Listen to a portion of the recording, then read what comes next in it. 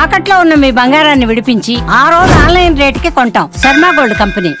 నమస్తే, మీరు చూస్తున్న సుమన్ టీవీ. నేను మీ కీర్తి. నాతో పాటు ప్రముఖ ఆస్ట్రాలజర్ బ్రహ్మశ్రీ డాక్టర్ తిరుపతి మూర్తి అవధాని గారు ఉన్నారు. నమస్తే గురుగారు. ఓం శ్రీ మహాగణాధిపతయే నమః. గురుగారు, శివరాత్రి అంటే విశేషంగా చెప్పుకునేది లింగోద్భవ కాలం. అది ఏ సమయంలో వస్తుంది, ఆ సమయంలో మనం ఏం చేయాలి, ఏం చేయకూడదు, ఇలాంటి వివరాలు ఇవాళ సుమన్ టీవీ ప్రేక్షకులకు తెలియజేద్దాం. శివం శాంతం జగన్నాథం లోకానుగ్రహకారకం శివమేకం పరం వందే శికారాయ నమో నమః. శివుడు అంటే అన్ని రకాల బాధలని తొలగించేటువంటి వాడు. మహాశివరాత్రి ఇది మనకు అశీతి శివరాత్రిగా పేరుందమ్మ. దీనికి అంటే గురుగారు 80 సంవత్సరాలకి ఒక్కసారి ఇటువంటి శివరాత్రి ఉత్పన్నమవుతూ ఉంటుంది. ఓహో, అవునా? ఎందుకు ఈ శివరాత్రికి విశిష్టత? అంటే లేదమ్మా, ఈ శివరాత్రికి అని కాదు, మనకు అష్టభైరవులు ఉంటారు. ఆ అష్టభైరవులు 8 మంది. ఒక్కొక్క శివరాత్రికి ఒక్కొక్క భైరవుడితో ఈశ్వరుడు సంచరిస్తూ ఉంటాడు.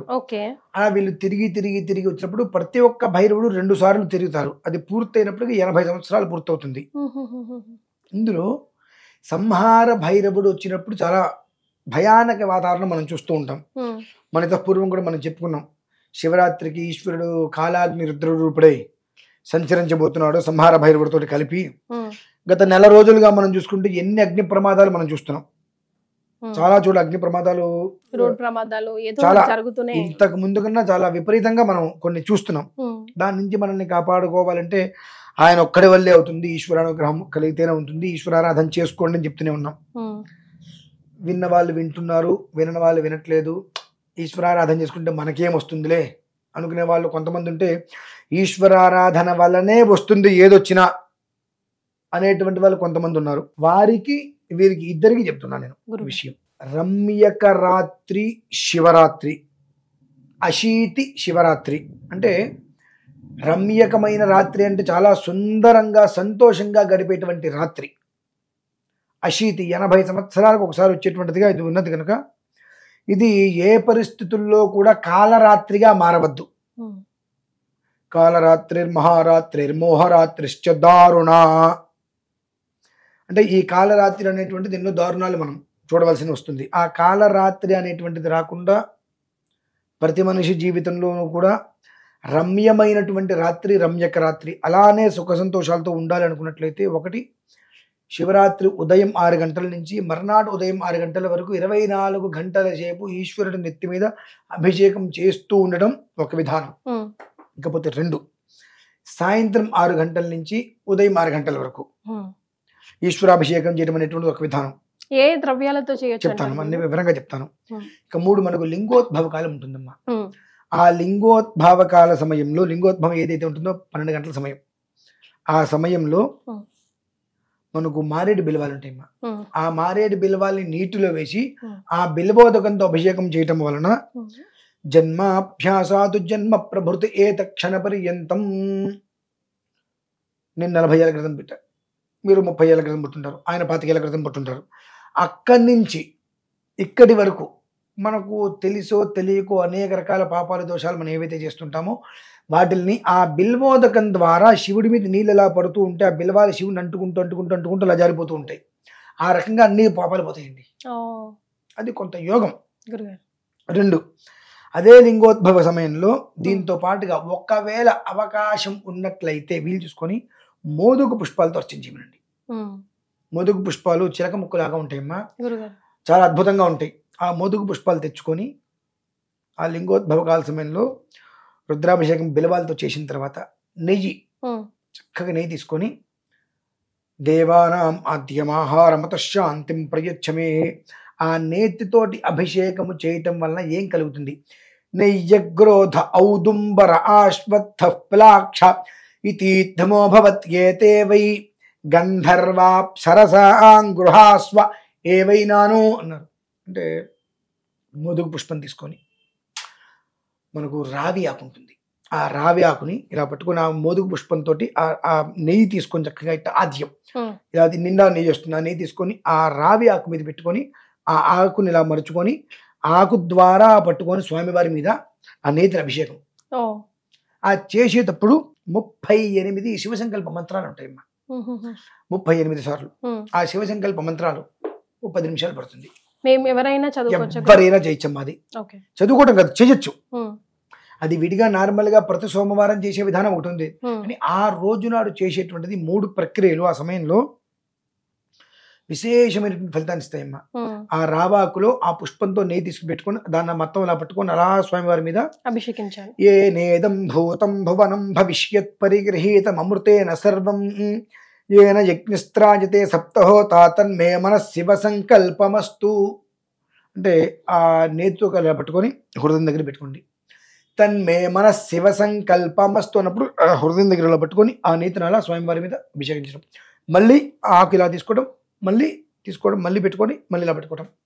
ఏ నద్యౌ పృథివీ చ అంతరిక్షం చ ఏ పర్వతా ప్రదిశో దిశశ్చ తే నేదం జగద్వ్యాప్తం ప్రజానాం తన్మే మనః శివ సంకల్పమస్తు. అట్లా అవి 38, 39 ఉంటాయమ్మా.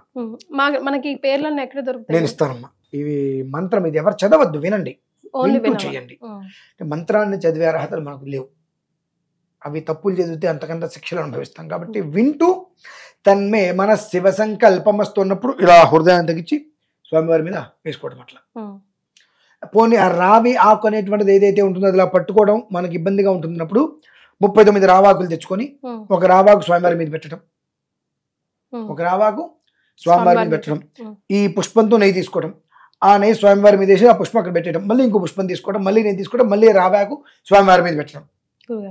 నెయ్యగ్రోధ ఔదుంబర ఆశ్వత్థ. ఔదుంబరము అంటే మోదుగు, అశ్వత్థము అంటే రావి. ఈ 3 కలిపి మనం అభిషేకం చేయటం వల్ల ఆ గృహంలో ఏముంటాయంటే ఏతే వై గంధర్వాప్సరసాన్ గృహాశ్వ. ఆ గంధర్వ యక్ష కిన్నర కింపురుషులు అప్సరసలు అందరూ కూడా ఎక్కడుంటారమ్మా అంటే ఏ ప్రాంతంలో ఉంటారు? మనం ఎక్కడైతే అభిషేకం చేసుకుంటున్నామో అని మనం అనుకుంటాం.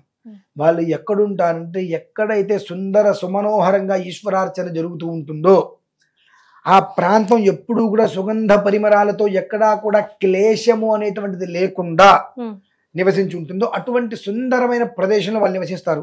ఈ అభిషేకం చేయడం వల్ల మన గృహం ఆ సుందరమైన ప్రదేశం అవుతుంది కదా, అవుదంటారా? అవుతుందండి. మనం ఎక్కడైనా చేయొచ్చు, మన ఇంట్లో చేసుకోవచ్చు, గుళ్ళో చేసుకోవచ్చు, ఎక్కడైనా చేసుకోవచ్చు. చేసేది మనం ఎక్కడ ఉంటామో తర్వాత నుంచి అదే మన గృహం. ఆ చేసేటువంటి ఇంటి యజమాని ఎక్కడ చేస్తారో ఆ ఇంటి యజమాని గృహం ఏదైతే ఉంటుందో ఆ గృహంలో వీరందరూ కూడా ఎప్పుడూ కూడా నివసించి ఉంటారు. అంటే ఎప్పుడూ కూడా నిత్య కళ్యాణం పచ్చ తోరణం అనేటువంటిది ఆజన్మాంతము ఉంటుందమ్మా. ఇంకొక 3వ విధానం. ఇది ఫస్ట్ మీరు చేయవలసింది ఏంటమ్మా, లింగోద్భవ కాలంలో మారేడు బెలవాలతో అభిషేకం, 2 ఈ యొక్క మోదుగు పుష్పాలతోటి రావాకులతోటి, 3 శుభ్రంగా కడిగేసేసిన తర్వాత బియ్యము నల్ల నువ్వులు తీసుకొని 28 నామాలు, మళ్ళీ ఆ 28 నామాలతోటి మీకు ఓపిక ఉందా దోషలు తీసుకొని అభిషేకం చేయండి. బియ్యము నల్ల నువ్వులు కడిగి తడపాలి. అదే తడిపేసి పక్కన పెడితే ఆరిపోతాయి అవి. నీళ్ళు పోసేయకండి. ఆ 2 అన్ని బియ్యం కలుపుకొని అన్ని నీళ్ళు పోసి కలిపేస్తే తడిచిపోతాయి. ఒక అరగంట పక్కన పెడితే ఆరిపోతాయి. శుభ్రంగా పొడి పొడి చేసేసుకొని ఇలా ఆ 28 నామాలతో 28 దోషలు స్వామివారి మీద పోసుకోండి. ఆ తర్వాత ఏం చేయాలి గురుగారు? ఆ బియ్యం నీళ్ళలో పోసేసమ్మా. అంతకు మించిన జన్మ ప్రాయశ్చిత్తం అనేటువంటిది ఉండదమ్మా. అంటే మనం కొన్ని చూస్తున్నాం, కొన్ని తంత్ర ప్రయోగాలన్నిటికీ కూడా అధికారి అయిన ఈశ్వరుడు. కాబట్టి ఆ లింగోద్భవ కాల సమయంలో ఆ విధానాన్ని ఆ రకంగా అర్చించడం వలన గృహాశ్వ ఏవైనాను అన్నట్టుగా అన్ని రకాల యోగాలు కూడా మన కళ్ళకు కనిపించకపోవచ్చు. బహుశా ఎంతటి ఎండైనా కావచ్చు, ఇంట్లో కరెంట్ లేకపోయినా మనం చల్లగానే ఉంటాం. అంటే అది నిజమా అంటే అనుభవిస్తే తెలుస్తుంది. అటువంటి ఒక అభేద్యమైన యోగం భగవంతుడు ఇస్తాడు. అంటే 80 సంవత్సరాలు ఉంటే కాలచక్రం అమ్మా. 80 సంవత్సరాలు అంటే కాలచక్రం గిర్రమని తిరిగి వస్తుంటుంది అంటారు సార్. ఆ కాలచక్రంలో వచ్చింది ప్రభావం. ఇప్పుడు బియ్యంతో ఎందుకు చేయాలి? చంద్రుడికి అధిష్టానం ఒడ్లు, ఈశ్వరుని ఎత్తి మీద చంద్రుడు ఉంటాడు. ఆ చంద్రుడి యొక్క అనుగ్రహం సరిగ్గా లేకపోతేనే మనకు కకావికరమైన ఆలోచనలు వస్తూ ఉంటాయి, మనసు స్థిమితం ఉండదు. 10 సార్లు ఒకటే విషయాన్ని 100 సార్లు అడుగుతూ ఉంటాం. అవతల వ్యక్తి మనకు చెప్పేంత వరకు మనం చెప్పే లోపే మనం ప్రశ్న అడుగుతాము, చెప్పేలోపు మన కోపాలు వచ్చేస్తాయి, మనం సమాధానం చెప్పామని చెప్పి ప్రతి ఇంత దానికి కూడా భూతద్దంలో చూసి ఇంత చేసుకుంటూ మనస్సుని కోల్పోతాం ప్రశాంతత. దానికి కారకుడు చంద్రుడు. Right. ఇవి చేయటం వల్ల ఏమవుతుందంటే చంద్రుడు పరిపూర్ణమైనటువంటి గమనంలో స్థితిగా నిలిచి ఉంటాడు. ఆ చంద్రుడు ఎప్పుడైతే ప్రశాంతంగా ఉన్నాడో ఇప్పుడు నీకు అసంతృప్తి అనేది ఎందుకు ఉంటుంది? ఇంకా అసంతృప్తి అనేటువంటిది లేనప్పుడు నీ జీవితం బ్యాలెన్స్డ్గా ఎప్పుడు హాయిగా ఉంటుంది కదా. అంతటి అనుగ్రహాన్ని ప్రసాదిస్తాడు ఆ ఒక్క రోజుతోటి.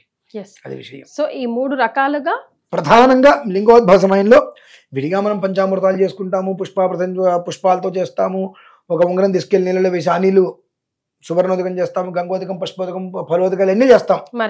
కానీ లింగోద్భవ కాల సమయంలో ప్రధానంగా ఈ యొక్క విధానంతో చేసి ఇంకా వారి కనుక అదృష్టం బాగుంటే జిల్లేడు పూలు, ఆ జిల్లేడు పూలతో దండ స్వయంవరం మీద వేయమండి. అంతే. మనిషి జన్మించిన తర్వాత చనిపోయే లోపు మనిషి చేసేటువంటి ఏ దోషాలు ఉంటే ఆ దోషాలన్నీ కూడా చిత్రగుప్తుడి చిత్రాల నుంచి మాయమైపోతాయి. అందుకే మీరు కాశీలో చూడండి, ఏ సందులోకి వెళ్ళినా ఆ శివాలయ ప్రాంతంలో ఏ శివాలయంలో ఏ సందులో చూసినా ఆయన మెల్లో ఏమున్నా లేకపోయినా ఈ జిల్లేడు పూల దండ ఉంటుంది. అందుకే దాన్ని పుణ్యక్షేత్రం అంటారు. అది పుణ్యభూమి, ఇది కర్మభూమి. ఇది ఎంతో చేస్తే గానీ పుణ్యం రాదు, అక్కడ చూసినా పుణ్యం వచ్చేస్తుందని కాశీకి ఎందుకు పెరగడతారు అందరూ అంటే, అక్కడ ఏం చేసినా ఈశ్వరుడు చేయకపోయినా ఆ ఒక్క మారేడుదలం ఒకటి, జిల్లేడు మాల ఒకటి వేసేస్తారు. దానివల్ల అనంతమైన పుణ్యాన్ని వాళ్ళు సంపాదించుకుంటూ ఉంటారు.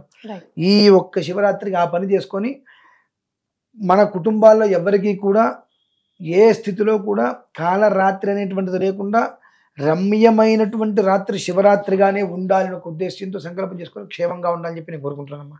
చాలా సంతోషం గురుగారు, ధన్యవాదాలు.